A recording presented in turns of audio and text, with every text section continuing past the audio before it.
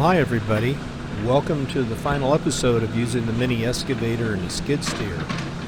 You know, this total project using that equipment took about a day and a half, and I think you'll agree I couldn't have done it without the larger equipment. I got the invoice shortly after the work was done, and the two machines and the operator cost me about $4,000 to do this. I think it was worth every penny, don't you? Today we're on the West Bank, trying to clean up some dead trees that were there. He's making real easy work of getting that uphill for me to saw up a little bit later. Took up a stump, and we're going to head off and work on some damaged trees. In fact, look to the left of your screen. You'll see where a treetop was torn off of one of the trees, and we're going to head over that way next. You see the dead part of the tree hanging there. It's very dangerous, and we're going to move there next. You know, you lose perspective of how big everything is out here. Some of these tree trunks that he's picking up now are 20 feet. I cut them into 3 chunks. I was cutting up probably 60-foot trees.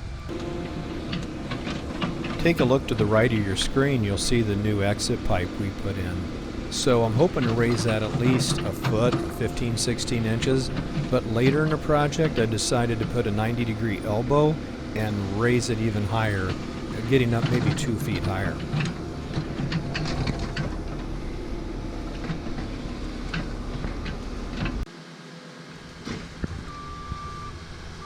Several weeks before I started this project, some strong straight-line winds came through and broke this treetop off, and it was hanging in such a way it was very dangerous for me to remove myself. So our thoughts were the excavator could grab it with his bucket and just pull it down. Well, that didn't work very well, so we put a strap on it and tried to pull it away in a different direction and get it to shear off, and that didn't work very well either.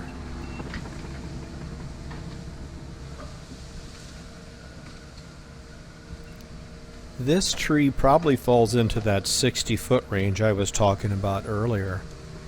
And it's on a downsloping hill, and it's just a very dangerous situation for a person to go in and try to remove it himself. We all got together as a group and tried to figure out which way the tree was going to fall, how to cut it, have an escape plan, and know our limitations. We finally made a decision to use the chainsaw. Move it!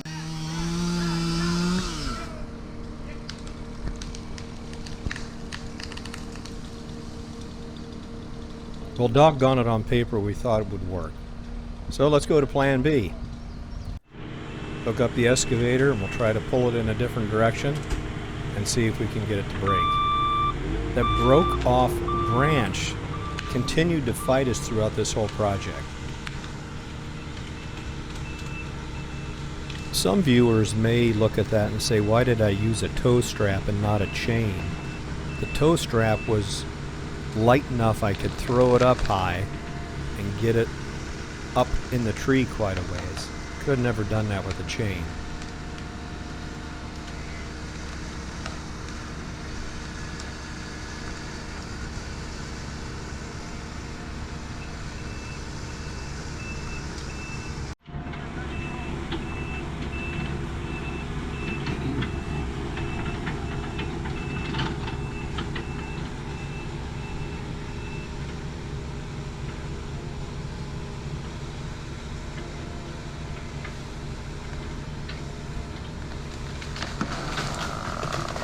Well, there we go. Success at last.